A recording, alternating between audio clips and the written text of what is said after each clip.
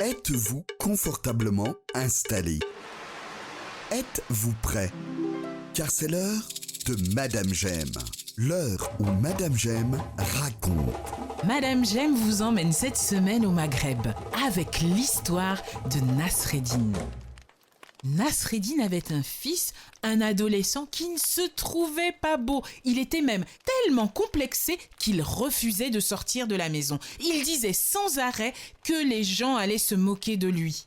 Son père pourtant lui répétait qu'il ne fallait pas écouter ce que disent les gens parce que ces derniers critiquent souvent à tort et à travers. Mais son fils ne voulait rien entendre.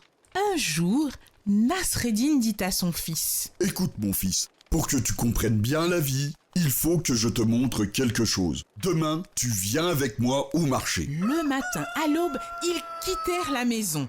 Nasreddin s'installa sur le dos de l'âne et son fils marcha à côté de lui. À l'entrée de la place du marché, des hommes étaient assis à bavarder. À la vue de Nasreddin et de son fils, ils se mirent à jacasser. « Regardez cet homme, il a aucune pitié. Il est bien reposé sur le dos de son âne et il laisse son pauvre fils marcher à pied. Pourtant, il a déjà bien profité de la vie. Il pourrait laisser la place aux jeunes. » As-tu bien entendu? Demain, tu reviens au marché avec moi. Le deuxième jour, Nasreddin et son fils firent le contraire de ce qu'ils avaient fait la veille. Le fils monta sur le dos de l'âne et Nasreddin marcha à côté de lui. À l'entrée de la place, les mêmes hommes étaient là et ils s'écrièrent: « Regardez cet enfant, il n'a aucune éducation, aucune politesse. Il est tranquille sur le dos de l'âne alors que son père, le pauvre vieux, est obligé de marcher à pied. » Tu as entendu ce qu'ils disent? Demain, tu reviens au marché avec moi. Nous voilà au troisième jour. Nasreddin et son fils sortirent de la maison, cette fois-ci à pied, en tirant l'âne derrière eux. Et c'est ainsi qu'ils arrivèrent sur la place. Les hommes se moquèrent d'eux. « Regardez-moi ces deux imbéciles. Ils ont un âne et ils en profitent même pas. Ils marchent à pied sans savoir que l'âne est fait pour porter des hommes. » Tu commences à comprendre. Demain, tu reviens avec moi au marché.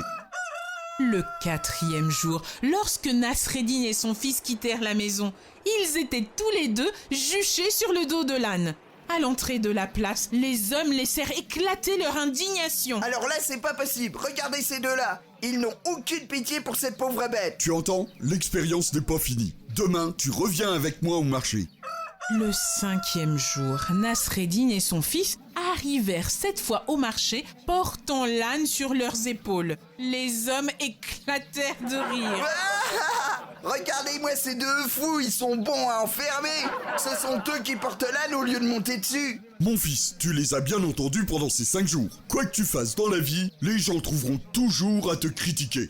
La morale de cette histoire est qu'il ne faut pas écouter ce que disent les gens. Pour encore plus de contes, abonnez-vous. Madame J'aime est disponible sur vos plateformes de podcast ainsi que sur YouTube, Instagram et Facebook.